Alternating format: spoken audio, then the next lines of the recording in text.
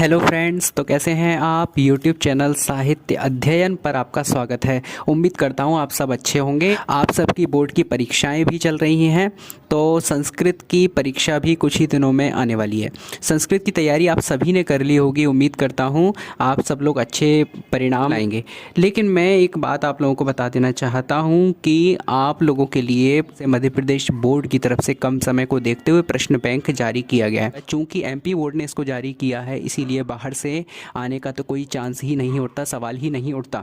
तो ऐसे उम्मीद करते हैं कि प्रश्न बैंक से दिए गए सभी प्रश्न इस बार परीक्षा में आएंगे। तो चलिए हम प्रश्न बैंक के आधार पर ही तैयार किए गए आपकी इकाई 1 में से वस्तुनिष्ठ प्रश्नों को, जो कि चूज़ द करेक्ट ऑप्शंस हैं, उनके आंसर्स को हम आज समझकर देख लेते हैं। आपने अगर ये वीडियो पूरा देख लिया तो मैं उम्मीद करता हूँ कि आप लोगों के परीक्षा परिणाम में से जो 7 अंक हैं, आप अपने ब्लूप्रिंट में देख सकते हैं। 4 + 3 = 7। 7 नंबर का जो चूज़ द करेक्ट ऑप्शन वाला पार्ट है, हो सकता है वो चूज़ द करेक्ट ऑप्शन में ना आए, किसी और चीज़ में आ जाए, प्रत्यय और विशेषण विशेष्य। लेकिन जो पहला पार्ट है प्रत्यय और विशेषण विशेष्य का, प्रत्यय 4 नंबर के और विशेषण विशेष्य 3 नंबर के, वो आपके छूटेंगे नहीं अगर आपने इस वीडियो को पूरा देख लिया। तो मैं उम्मीद करता हूँ आप पूरा वीडियो शुरू से लास्ट तक ज़रूर देखेंगे। चलिए हम वस्तुनिष्ठ प्रश्नोत्तर की शुरुआत करते हैं। आपके लिए ये वीडियो बहुत इंपॉर्टेंट है, आपके 7 नंबर कहीं नहीं जाएंगे यदि आपने इस वीडियो को देख लिया। पहला प्रश्न शुरू करते हैं। देखिए, वस्तुनिष्ठ प्रश्न। प्रत्यय विशेषणम विशेष्य उचित विकल्पम चित्वा लिखत। प्रत्यय और विशेषण विशेष्य में से उचित विकल्प चुनकर लिखिए। मैं यहाँ पर पूरा एक्सप्लेन करूँगा वर्ड टू वर्ड आपको, जिससे आपको जल्दी आसानी से याद हो जाएंगे और समझ में आ जाएंगे। देखिए, पहला प्रश्न लिखा है, गच्छन इति पदे कः प्रत्ययः अस्ति। गच्छन शब्द में कौन सा प्रत्यय है? तो हमें प्रत्यय देखिए लास्ट में जुड़े हुए शब्दांश को पढ़कर पहचानना होता है। गच्छन में ना दिखाई दे रहा है हमें हलंत वाला, तो देखिए किस प्रकार से इसको हम समझ सकते हैं। गच्छन शब्द में गच्छ धातु में अन जुड़ा हुआ है, तो अन जो है वो शत्र प्रत्यय में जुड़ता है। तो गच्छ प्लस शत्र प्रत्यय। शत्र प्रत्यय की पहचान है कि किसी भी धातु में यदि अन जुड़ जाएगा, अन, तो वो शत्र प्रत्यय है। आप अन को कैसे पहचानेंगे? छा देखिए, आ के योग से पूरा बन गया और लास्ट में ना दिखाई दे रहा है, तो किसी भी धातु में आपको ना दिखाई देगा तो वो क्षत्रिय प्रत्यय है। क्षत्रिय प्रत्यय का मतलब होता है अन। क्षत्रिय प्रत्यय जुड़ने पर अन लग जाता है किसी भी धातु में। जैसे मान लीजिए पठ में क्षत्रिय प्रत्यय जुड़ेगा तो पठन, हस में क्षत्रिय प्रत्यय जुड़ेगा तो हसन, चल में क्षत्रिय प्रत्यय जुड़ेगा तो चलन, खाद में क्षत्रिय प्रत्यय जुड़ेगा तो खादन। ठीक है, इस प्रकार से कोई सी भी धातु में आप जोड़ सकते हैं। क्रीड में जुड़ेगा तो क्रीडन। इस प्रकार से ये पहले प्रश्न का उत्तर हो जाता है क्षत्रिय। ठीक है, क्षत्रिय इसका सही आंसर है बी। चलिए दूसरा प्रश्न देखते हैं। दूसरा प्रश्न है, पठनीयः इत्यस्मिन् पदे प्रत्ययः अस्ति। पठनीयः शब्द में प्रत्यय कौन सा है? तो देखिए, पठनीयः शब्द में आपको लास्ट में नीयः जुड़ा हुआ दिखाई दे रहा है। तो किसी भी धातु में अगर हमें नीयः जुड़ा दिखाई देता है, एक्चुअली में नीयः नहीं है, ये पठ धातु में ठा आधा है, इसमें एक्चुअली में जुड़ा है अनीयः। तो आ का स्वर मिलने से ठा पूरा बन गया है। तो जब भी अनीयः किसी भी शब्द में हमें जुड़ा हुआ दिखाई देता है तो वहाँ पर अनीयर प्रत्यय होता है। ठीक है, तो अनीयर प्रत्यय में होता क्या है? रा गायब हो जाता है और अह की 2 बिंदियाँ यानी विसर्ग बन जाता है। ये अनीयर प्रत्यय की पहचान है। तो जब भी आपको पठनीयः, चलनीयः, खादनीयः, ठीक है, हसनीयः, इस प्रकार के शब्द दिए हों तो आप पहचान जाएंगे ये अनीयर प्रत्यय है। अनीयर प्रत्यय 3 लिंगों में बदलता है, पुल्लिंग, स्त्रीलिंग और नपुंसकलिंग। मान लीजिए अगर हस धातु में अनीयर प्रत्यय जुड़ा है तो पुल्लिंग में बनेगा हसनीयः, स्त्रीलिंग में बनेगा हसनीया और नपुंसकलिंग में बनेगा हसनीयम। ठीक है, और अगर खाद धातु में जुड़ा है तो पुल्लिंग में बनेगा खादनीयः, स्त्रीलिंग में बनेगा खादनीया, नपुंसकलिंग में बनेगा खादनीयम। तो इस प्रकार से एक प्रत्यय जुड़ने से 3 शब्द बनते हैं। किसी भी धातु में यदि हम अनीयर प्रत्यय मिलाते हैं तो इस प्रकार से 3 शब्दों का निर्माण होता है। पुल्लिंग में अनीयः, स्त्रीलिंग में अनीया और नपुंसकलिंग में अनीयम, माँ हलंत वाला। तो किसी भी धातु में आप जोड़ लें, क्रीड धातु में जोड़ेंगे तो क्रीडनीयः, क्रीडनीया, क्रीडनीयम। चल में जोड़ेंगे तो चलनीयः, चलनीया, चलनीयम। तो ये अनीयर प्रत्यय की पहचान, ध्यान रखिएगा। अनीयर प्रत्यय जब होता है तो ये होता है, ये चेंजेस आते हैं। तो दूसरे प्रश्न का उत्तर है अनीयर। ठीक है, चलिए हम आगे बढ़ते हैं। अनियर, देखिए इसमें डी ऑप्शन है। तीसरे प्रश्न को देखते हैं। विहाय इत्यस्मिन् पदे प्रत्यय अस्ति। विहाय शब्द में कौन सा प्रत्यय है? तो देखिए विहाय जो है उसमें हमें प्रत्यय बताना है। तो एक पहचान है, विहाय शब्द के अंत में या लगा है और या जो है वो ल्यप प्रत्यय में जुड़ता है। ल्यप प्रत्यय की ये पहचान है, आधे ला और आधे पा का लोप हो जाता है, केवल या रह जाता है। इसका नियम होता है ल्यप प्रत्यय का कि सबसे पहले इसमें उपसर्ग जुड़ता है, फिर धातु जुड़ती है और फिर प्रत्यय यानी ल्यप जुड़ता है। मान लीजिए वी उपसर्ग है, हा धातु है और ल्यप प्रत्यय है, तो वी आएगा, हा आएगा और ल्यप प्रत्यय में से केवल या शेष रह जाएगा, विहाय। मान लीजिए सम उपसर्ग है, पठ धातु है और ल्यप प्रत्यय जोड़ेंगे तो सम पठ या, ल्यप में से या बचेगा, संपठ्य। ठीक है। आदाय है तो आ उपसर्ग दा धातु और ल्यप प्रत्यय का या, आदाय। प्रदाय है तो प्र उपसर्ग दा धातु और ल्यप प्रत्यय का या, प्रदाय। तो जिसके भी अंत में या जुड़ा हुआ दिखाई दे वो होता है ल्यप प्रत्यय। ठीक है। चलिए आगे बढ़ते हैं। इसका सही उत्तर है ल्यप प्रत्यय। ठीक है, आगे बढ़ते हैं। देखिए चौथा प्रश्न है हन धातु। हन धातु में कत प्रत्यय को जोड़कर हन धातु हो कत प्रत्यय से संजोष्य और रूपम अस्ति। इसका रूप क्या बनेगा? तो देखिए हम देखते हैं हन धातु में कत प्रत्यय जोड़ने से क्या रूप बनता है। तो कत प्रत्यय की ये पहचान है कि किसी भी शब्द में जुड़ता है तो तह जुड़ता है। ये कत प्रत्यय की पहचान है। जब भी कत प्रत्यय जुड़ेगा किसी भी धातु में तो तह बनेगा, तह। जैसे पठ में कत जुड़ेगा तो पठितः। यहाँ पे ठा आधा था, उसको पूरा करने के लिए छोटी का स्वर एक्स्ट्रा बड़ा है, तो पठ धन कत पठितः, चल धन कत चलितः। इसी प्रकार से खाद धन कत खादिता, हस धन खत कत हसीता। लेकिन दृश्य में जब कत प्रत्यय जुड़ेगा तो थोड़ा सा नियम अलग होगा। शा के साथ जब ता का मेल होता है तो शा षटकोण में और ता टा में बदल जाता है तो हो जाएगा दृष्टा। इसी प्रकार से जब हन धातु में कत प्रत्यय मिलेगा तो ना का लोप हो जाएगा, वो बन जाएगा हतः। क्योंकि ना या मा जो है वो किसी भी धातु का लुप्त हो जाता है। मान लीजिए नम में अगर कत प्रत्यय मिलता तो हो जाता नतः, गम में अगर कत प्रत्यय मिलता तो हो जाता गतः। उस मा और ना का लोप हो जाता है। तो हन धातु में जब कत प्रत्यय मिलेगा तो हो जाएगा हतः। तो इसका सही उत्तर जो है वो है हतः। देखिए ऑप्शन कौन सा है? हतः ऑप्शन है बी। तो चौथे प्रश्न का बी उत्तर सही है। इसका आंसर हो जाएगा हतः। जब भी आप किसी शब्द के लास्ट में तह जुड़ा हुआ देखेंगे तो आप पहचान जाएंगे इसमें कत प्रत्यय है, कत। ठीक है, तह जुड़ा हुआ देखना है आपको। चलिए आगे बढ़ते हैं। पांचवा प्रश्न है क्री धातु में तुमुन प्रत्यय जोड़ने पर क्या रूप बनेगा? तो क्री धातु में तुमुन प्रत्यय जोड़ना है। तुमुन प्रत्यय की सीधी सी पहचान है कि जब भी किसी शब्द के अंत में हमें तुम जुड़ा हुआ दिखाई देता है वहाँ पर तुमुन प्रत्यय होता है। जैसे कि पठ धातु में तुमुन प्रत्यय जुड़ेगा तो हो जाएगा पठितुम, एक ई एक्स्ट्रा बढ़ेगा ठा को पूरा करने के लिए। चल में तुमुन जुड़ेगा तो चलितुम, हस में तुमुन जुड़ेगा तो हसीतुम, खाद में तुमुन जुड़ेगा तो खादी तुम। ठीक है, तुम लास्ट में जुड़ा हुआ देखेंगे, ये तुमुन की पहचान, तुमुन प्रत्यय की पहचान है। अगला हम देख रहे हैं दृश्य धातु में अगर तुमुन जुड़ता है तो बनता है दृष्टुम, क्योंकि शा का मेल ता से होता है। हमने पीछे भी बताया शा का मेल जब ता से होता है तो शा षटकोण में और ता टा में बदल जाता है। ठीक है, गम धातु में अगर तुमुन जुड़ेगा तो माँ का मेल जब ता से होता है तो व्यंजन संधि का रूल है कि माँ ना में बदल जाता है, ता वर्ग के पांचवें अक्षर में बदल जाता है। ता वर्ग का पांचवा अक्षर है ना, तो ताथा दादा ना है ना। तो गम में अगर तुमुन मिलेगा तो हो जाएगा गंतुम। ठीक है, ऐसे ही नम में मिलेगा तो नंतुम, माने माँ जो है पांचवें में बदल जाएगा, माँ ना में बदल जाएगा। और हंतुम तो ना तो पहले से है ही तो हंतुम हो जाएगा। अगर क्र में तुमुन जुड़ता है तो क्री का जो री है नीचे का वो रा बन के अगले अक्षर पे पहुंच जाएगा करतुम। री में अगर तुमुन जुड़ेगा तो हरतुम। जी में अगर तुमुन जुड़ेगा तो ई का ए बन जाता है। ठीक है, छोटी या बड़ी अगर है तो उसका ए बन जाता है। जी में तुमुन जुड़ेगा तो जेतुम, नी में तुमुन जुड़ेगा तो नेतुम और क्री में तुमुन जुड़ेगा तो क्रेतुम। सीधा सा आंसर इसका हमें मिल रहा है, क्री में तुमुन जुड़ने से आंसर बनेगा क्रेतुम। चूँकि प्रश्न बैंक में जो आंसर दिया है वो गलत दिया है, इसका मिसप्रिंट हो गया है। यहाँ पर वो पांचवें प्रश्न का उत्तर बता रहे हैं बी यानी कि कर्तुम बता रहे हैं। कर्तुम देखिए कब बनेगा? क्री धातु में जब तुमुन जुड़ेगा, लेकिन ये है क्री धातु। क्री यानी करना और क्री यानी खरीदना। तो क्री में जब तुमुन जुड़ेगा तो बनेगा क्रेतुम। ये आप सामने देख सकते हैं, आंसर आपके है। इसका रूल भी देख सकते हैं, क्या रूल है, किस हिसाब से क्रेतुम बन रहा है। तो उसका सही उत्तर है ए यानी क्रेतुम। चलिए आगे बढ़ते हैं। छठवां प्रश्न है गंतुम। गंतुम शब्द में प्रत्यय कौन सा है? तो गंतुम में भी ऊपर वाला ही काम हो रहा है, देखिए, है ना। तुम जब लास्ट में जुड़ता है तो तुमुन प्रत्यय होता है। वैसे तो हम देखते ही पहचान सकते हैं कि तुमुन जब प्रत्यय होता है तो उसमें तुम जुड़ता है। ऊपर भी हम देख चुके हैं 5वें प्रश्न में। तो जैसे कि नम धातु में तुमुन जुड़ेगा तो नंतुम, गम धातु में तुमुन जुड़ेगा तो गंतुम, है ना। माँ जो है ना में बदल जाएगा, तो गम धातु में तुमुन प्रत्यय का मेल होने से गंतुम बनता है।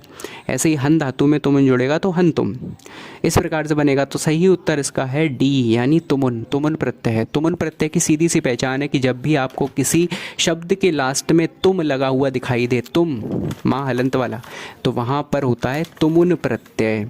ठीक है, चलिए आगे बढ़ते हैं। 7वां प्रश्न देखते हैं। लिखा है सेव धातो हो शानच प्रत्यय संयोज्य रूपम अस्ति। सेव धातु में शानच प्रत्यय जोड़कर क्या रूप बनता है? तो देखिए, शानच प्रत्यय का योग सिर्फ आत्मनेपदी धातुओं में होता है, ये ध्यान रखना है हमें। जो शानच प्रत्यय है वो सिर्फ और सिर्फ आत्मनेपदी धातुओं में जुड़ता है। अब आत्मनेपदी क्या है? तो धातुओं के दो रूप होते हैं, परस्मैपदी और आत्मनेपदी। आत्मनेपदी का प्रयोग हम पैसिव वॉइस के लिए करते हैं, यानी कर्तृवाच्य वाक्यों के लिए करते हैं, और परस्मैपदी धातुओं का प्रयोग हम किस लिए करते हैं? हम एक्टिव वॉइस के लिए, यानी कर्तावाच्य के लिए करते हैं। जब कोई वाक्य कर्ता के अकॉर्डिंग चलता है वहाँ पर परस्मैपदी धातु ली जाती है, और जब कोई वाक्य कर्म के अकॉर्डिंग चलता है वहाँ पर आत्मनेपदी धातुएं ली जाती हैं। आत्मनेपदी यानी कि पैसिव वॉइस और परस्मैपदी यानी एक्टिव वॉइस। तो आत्मनेपदी धातुओं का ही प्रयोग यहाँ पर शानच प्रत्यय के अंतर्गत होता है। तो जैसे मान लीजिए लब जो है वो आत्मनेपदी है, यज जो है आत्मनेपदी है, वृद्ध जो है आत्मनेपदी है, व्रत जो है वो आत्मनेपदी है, सेव धातु भी आत्मनेपदी है। तो सेव धातु में शानच प्रत्यय जोड़कर क्या रूप बनेगा? तो यहाँ पर हम एक एक करके सब धातुओं में शानच प्रत्यय जोड़कर रूप देखते हैं। शानच प्रत्यय की सीधी सी पहचान है कि शानच प्रत्यय मानह, मानह में बदल जाता है। मान लीजिए लभ में शानच जुड़ेगा तो लभ मानह, यज में शानच जुड़ेगा तो यज मानह, वृद्ध में शानच जुड़ेगा तो री उसका अगले अक्षर पर रा बन के पहुँच जाएगा वर्धमानः, और वृत्त में शानच जुड़ेगा तो सेम इसमें भी यही होगा, री जो है ऊपर रा बन के पहुँच जाएगा अगले अक्षर के, तो वर्तमानः। मतलब अंत में मानह जिसमें भी जुड़ा हुआ दिखाई दे वो हमें पहचान लेना है कि शानच प्रत्यय है। ऐसे ही सेव धातु में भी जब शानच जुड़ेगा तो बन जाएगा सेव मानः। तो उसका सही उत्तर है डी यानी कि सेव मानः। अगले प्रश्न पर बढ़ते हैं। अगला प्रश्न है भू धातु हो कत प्रत्यय संयोज्य रूपम भवति। भू धातु में कत प्रत्यय के संयोजन से क्या रूप बनता है? हम कत प्रत्यय की पहचान देख चुके हैं पीछे कि कत प्रत्यय में क्या होता है, लास्ट में तह जुड़ जाता है। किसी भी धातु के अंत में अगर तह जुड़ा है तो वो कत प्रत्यय है। मान लीजिए हस धातु में कत जुड़ा है तो हसितः। कारण ये है कि सा में हलंत था, सा आधा था, उसको पूरा बनाने के लिए छोटी ई का स्वर बढ़ा तो हसीतः। खाद में कत जुड़ा तो खादितः। ऐसे ही नी में जब कत जुड़ेगा तो यहाँ पर कोई हलंत नहीं है, कोई भी आधा अक्षर नहीं है, तो नी में कत जुड़ने से सीधे सीधे नीतः। जी में कत जुड़ने से जितः, भू में कत जुड़ने से भूता, और श्रु में कत जुड़ने से श्रुतः। तो भू में कत जुड़ने से आंसर बनेगा भूतः। इसका सही उत्तर है बी भूतः। भू धातु का भू और कत प्रत्यय से बनता है तह, मिलके हो गया भूतः। ये देख सकते हैं आप, समझ सकते हैं इसको। अगले प्रश्न की ओर बढ़ते हैं। कर्तव्यम इत्यस्मिन् पदे प्रत्यय अस्ति। कर्तव्यम शब्द में कौन सा प्रत्यय है? तो जब भी हमें किसी शब्द के अंत में तव्यम जुड़ा हुआ दिखाई दे वहाँ पर प्रत्यय होता है तव्यत। तव्यत प्रत्यय 3 लिंगों में बदलता है, पुल्लिंग में तव्यः, नपुंसकलिंग में तव्यम और स्त्रीलिंग में तव्या। यानी पुल्लिंग में विसर्ग लगता है, स्त्रीलिंग में बड़े आ का स्वर लगता है और नपुंसकलिंग में माँ जुड़ता है। मान लीजिए पठ धातु में हमें तव्यत प्रत्यय जोड़ना है तो हो जाएगा पठितव्यम नपुंसकलिंग में, पुल्लिंग में पठितव्यः, स्त्रीलिंग में पठितव्या। ह्री धातु में अगर हम तव्यत प्रत्यय जोड़ेंगे तो हो जाएगा हर्तव्यम। रा उसका अगले अक्षर, री उसका अगले अक्षर पे रा बन के पहुँच जाएगा, तो ह्री में तव्यत जुड़ेगा तो हर्तव्यम नपुंसकलिंग में, पुल्लिंग में हर्तव्यः और स्त्रीलिंग में हर्तव्या।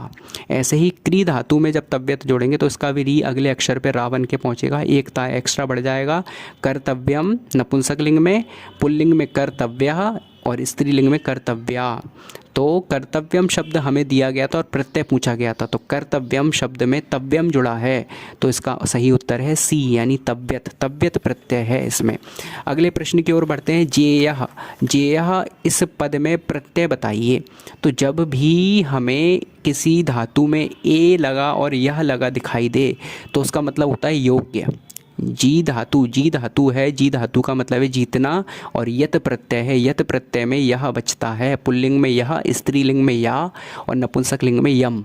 ठीक है, ये आप देख सकते हैं सामने स्क्रीन पर। तो जी धातु में जब यत प्रत्यय मिलेगा तो एक ही मात्रा बढ़ जाएगी। पुल्लिंग में जेयः, स्त्रीलिंग में जेया और नपुंसक लिंग में जेयम। ऐसे ही पा धातु में जब यत मिलेगा तो पेयः, जैसे हम पेय पदार्थ शब्द सुनते हैं ना, पीने योग्य, पेय जल, तो पेयः स्त्रीलिंग में पेया और नपुंसक लिंग में पेयम। इसी प्रकार से ज्ञा धातु में जब जुड़ेगा तो गेयः, गेया, गेयम। दा धातु में जुड़ेगा तो देयः, देया, देयम, देने योग्य। ठीक है, इस प्रकार से जब भी यह जुड़ा हुआ दिखाई दे और शुरू के अक्षर में ए लगा हो तो वहाँ पर यत प्रत्यय होता है। इसका सही उत्तर है यत प्रत्यय। यहाँ पर हमारे प्रत्यय वाले 10 प्रश्न हो जाते हैं कंप्लीट। इन 10 में से ही आपके 4 प्रत्यय के प्रश्न आ जाएंगे। जो मैंने साथ में एग्जाम्पल्स बताएं उनको भी आप ध्यान से पढ़ लीजिए, इससे बाहर नहीं जाएगा। अगर आपने इनको अच्छे से पढ़ लिया है तो आप कर ही लेंगे, कुछ भी आ जाए आपका गलत नहीं होगा। चलिए आगे बढ़ते हैं हम। 11वां प्रश्न है। कश्चित कृषकः, कोई किसान क्षेत्र कर्षणम कुर्वन् आसीत्, क्षेत्र को जोतने का, खेत को जोतने का काम कर रहा था। अस्मिन् वाक्ये विशेषणम् अस्ति, इस वाक्य में हमें विशेषण बताना है। देखिए अब जो 10 क्वेश्चन है वो विशेषण विशेष्य के हैं। तो 4 + 3 = 7, 7 नंबर का आपका इसमें से फंसेगा 20 क्वेश्चन में से। तो इस वाक्य में हमें विशेषण बताना है। हम वाक्य को एक बार देख लेते हैं। कश्चित कृषकः क्षेत्र कर्षणम कुर्वन् आसीत्, कुर्वन् और आसीत् मिलकर बन गए कुर्वन् आसीत्। तो कश्चित यानी कोई, कृषका यानी किसान, क्षेत्र कर्षणम यानी खेत जोतने का काम, कुर्वन् यानी कर रहा, आसीत् यानी था। तो देखिए इसमें विशेषण है कश्चित यानी कोई और विशेष है कृषकः यानी किसान, तो इसका सही उत्तर हो गया कश्चित। ए इसका सही आंसर है। 12वां प्रश्न है। कृषकः तं दुर्बलं वृषभं तोदनेन नुद्यमानः अवर्तत, अस्मिन् वाक्ये विशेषणं पदम किम, इस वाक्य में विशेषण पद बताना है। तो पहले हम इसका हिंदी में अनुवाद देख लेते हैं। कृषकः यानी किसान, तम यानी उस, दुर्बलम यानी दुबले, वृषभम यानी बैल को, तोदनेन यानी तकलीफ से, नुद्यमानः यानी हाँकता, अवर्तत यानी था। तो इसमें बैल जो है वो तो विशेष है और दुर्बल जो है वो उसका विशेषण है। विशेषण यानी उसका क्वालिटी, उसकी क्वालिटी क्या है, वो दुबला है तो क्वालिटी को ही विशेषण कहते हैं। तो दुर्बलम और वृषभम, दुर्बल जो है वो विशेषण है और जिसकी क्वालिटी बताई जाती है वो होता है विशेष्य। तो विशेष्य है इसमें वृषभ, तो हमें बताना है विशेषण क्या है, तो विशेषण है इसका दुर्बलम। तो बी वाला आंसर सही है, 12 का बी। आगे बढ़ते हैं। 13वां प्रश्न है। कृष्णा धेनु, यहाँ पे मिसप्रिंट हो गया है, आकारांत स्त्रीलिंग शब्द है, स्त्रीलिंग में कृष्णा आएगा। कृष्णा धेनु दुग्धम न ददाति, अस्मिन् वाक्ये विशेषण पदम किम, इस वाक्य में विशेषण पद क्या है। तो कृष्णा यानी काली, धेनु यानी गाय, दुग्धम यानी दूध, ना यानी नहीं, ददाती यानी दे रही। तो काली गाय दूध नहीं दे रही, तो इसमें हमें विशेषण बताना है। तो गाय तो विशेष है, उसकी क्वालिटी बताई जा रही है और क्वालिटी क्या है, काली यानी कृष्णा। तो कृष्णा गाय, कृष्णा धेनु यानी काली गाय, काली गाय इसमें से गाय विशेष है और काली जो है विशेषण है, तो काली को बोलते हैं संस्कृत में कृष्णा। तो इसका डी वाला आंसर सही है, कृष्णा। ठीक है, आगे बढ़ते हैं। 14वां प्रश्न है। भार्या बुद्धिमती आसीत, पत्नी बुद्धिमती थी। ठीक है, तो पत्नी यहाँ पर जो है पद है, पद इसकी पद इसका क्या है, जो है विशेष है और इसका विशेषण क्या है, विशेषण है बुद्धिमती यानी बुद्धिमान थी वो। ठीक है, ये इसका नाम भी है और विशेषण भी है और विशेष जो है वो पद है। भार्या थी, कैसी थी, बुद्धिमती थी, तो बुद्धिमती जो है इसका विशेषण है, तो इसका जो ए आंसर है बुद्धिमती वो सही है। 15वें प्रश्न पर बढ़ते हैं। व्यायामेन शरीरम पुष्टम भवति, व्यायाम से शरीर पुष्ट होता है, इस वाक्य में विशेषण बताना है। तो व्यायामेन यानी व्यायाम से, शरीरम यानी शरीर, पुष्टम यानी पुष्ट, बलवान, भवति यानी होता है। तो विशेषण इसमें है पुष्ट और किसकी विशेषता बताई जा रही है, शरीर की, तो विशेष है शरीर, तो इसमें सही विशेषण बताना है, तो विशेषण शब्द है इसमें पुष्ट, बी आंसर इसका सही है। आगे बढ़ते हैं। 16वां प्रश्न है। हरिश्चंद्रः राज्ञः सत्यवादी आसीत्, यानी कि हरिश्चंद्र सत्यवादी राजा थे। तो यहाँ पर पलटकर हम देखेंगे तो सत्यवादी राजा थे, राज्ञः को राजा बोला गया है, इसमें विशेष्य पूछा गया है। तो सत्यवादी तो है विशेषण और किसकी विशेषता बता रहे हैं, राजा की, तो राज्ञः जो है वो विशेष्य है। तो इसका सही उत्तर, हमें विशेष्य पूछा गया है तो विशेष्य हो जाएगा राज्ञः यानी राजा। ठीक है, विशेषण नहीं पूछा। विशेषण और विशेष्य में अंतर समझिए। विशेषण यानी क्वालिटी, विशेष्य यानी जिसकी क्वालिटी बताई जा रही है वो। तो यहाँ पे राजा की क्वालिटी बताई जा रही है। राजा कैसा था, सत्यवादी। तो उसका सही उत्तर है राज्ञः। अगले प्रश्न पर बढ़ते हैं। तो सन्यासी गृहत्यागी भवति, सन्यासी गृहत्यागी होता है, इत्यस्मिन् वाक्ये विशेष्य पदम अस्ति, इस वाक्य में विशेष्य बताना है। तो सन्यासी तो विशेष्य है, उसकी क्वालिटी बताई जा रही है, और गृहत्यागी जो है विशेषण है। तो यहाँ पे सन्यासी गृहत्यागी भवति, सन्यासी घर को त्यागने वाला होता है, तो विशेष्य है सन्यासी और विशेषण है गृहत्यागी। तो उत्तर उसका है सी, यानी हमसे विशेष्य पूछा है तो विशेष्य है सन्यासी। अगला प्रश्न 18वां प्रश्न है। राज सिंह पार्श्वे बुद्धिमान मंत्री आसीत, राज सिंह के पास में बुद्धिमान मंत्री था। तो यहाँ पर हमसे विशेषण और विशेष्य पूछा है। राज सिंह के पास में बुद्धिमान मंत्री, तो यहाँ पर मंत्री जो है विशेष्य है, बुद्धिमान उसका विशेषण है, क्वालिटी है। तो मंत्री की क्वालिटी है बुद्धिमान होना, तो मंत्री यहाँ पर विशेष्य हो गया। तो इसका उत्तर, सही उत्तर है बी यानी मंत्री। ठीक है, अगले प्रश्न पर बढ़ते हैं। रामा सर्वेषु राज्ञेषु उत्तमः आसीत्, इत्यस्मिन् वाक्ये विशेष्य पदम अस्ति। राम सर्वेषु राज्ञेषु यानी राम जो है सभी राजाओं में उत्तम यानी श्रेष्ठ, आसीत् यानी थे। तो यहाँ पर हमसे विशेष्य पूछा है, तो राजा की क्वालिटी बताई गई है उत्तम, तो उत्तम तो हो गया विशेषण और राज्ञेषु शब्द हो गया विशेष्य। तो यहाँ पर विशेष्य का उत्तर सही उत्तर है या राज्ञेषु यानी राजाओं में, बी आंसर सही है।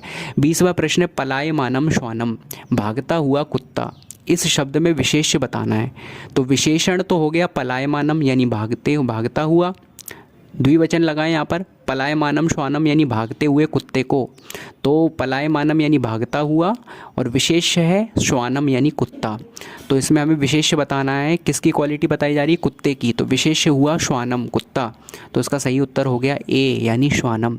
तो 20 वाले प्रश्न का सही उत्तर है ए यानी कि श्वानम।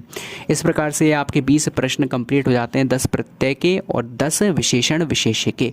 इन 20 प्रश्न में से आपको जो मैंने डिफाइन किया है उस हिसाब से अगर आपके पास 7 क्वेश्चन आते हैं 7 नंबर के, तो आप 7 नंबर आपके कहीं नहीं जाएंगे, आप कर लेंगे और आपके 7 उत्तर सही निकलेंगे। तो ये 7 नंबर के लिए बहुत इंपॉर्टेंट वीडियो था। इस वीडियो को आप पूरा शुरू से लास्ट तक देखें, बार बार देखें, समझें। आने वाले समय में प्रत्येक के वीडियोज़ आपको मिल जाएंगे चैनल पर, उनको भी देख लीजिएगा। थैंक यू सो मच, बहुत बहुत धन्यवाद। चैनल से जुड़े रहिए।